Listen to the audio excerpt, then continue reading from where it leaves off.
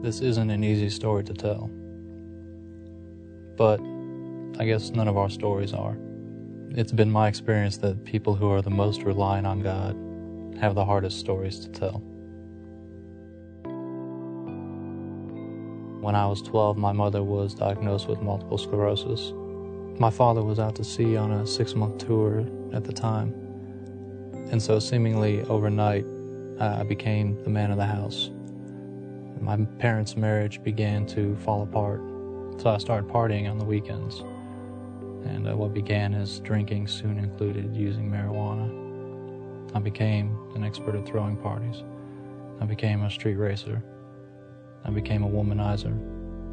And I became a full-blown drug addict and alcoholic. And because of the lifestyle I was leading, I started getting in trouble with the law.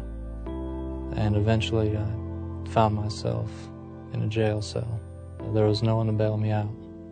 I had burned too many bridges. So I was sitting there on the concrete floor of my jail cell, heartbroken, sobbing my eyes out, just trying to figure out where I had gone wrong. Eventually, I ran out of tears, and I reached that state of numb disconnectedness. And I opened the Bible randomly and started to read. And the more that I read, the more my world was rocked.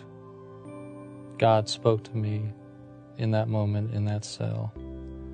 And I realized in that moment that God is very much alive, that He's very active, and He speaks to us through His Word. I came to the realization that God's plan for me, even if it meant prison, was better than any plan I could come up with for myself.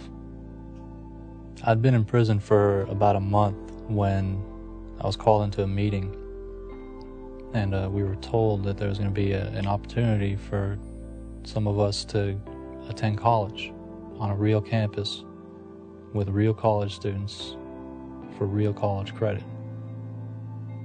And over incredible odds, I was selected to participate in this program. This was an act of God.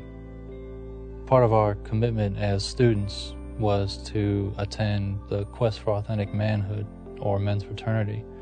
And this course has been so instrumental in my own life, in teaching me what a man is and does, and in giving me a definition of the kind of man I want and strive to be today. So I completed my sentence and a 1.5 years of college while I was incarcerated.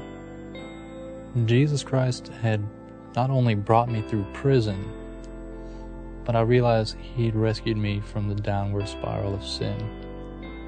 And for the first time in my life, I was a free man. This past fall, I was blessed with the opportunity to intern with the Unleashed department, the missions department here at Fellowship. And through that opportunity, I was blessed with the opportunity to travel to Honduras and then to Haiti and see a world bigger than my own that God is working in. So here I am, a high school dropout with a 4.0 in college, an ex-con who gets to travel the world and see God working through me and through others.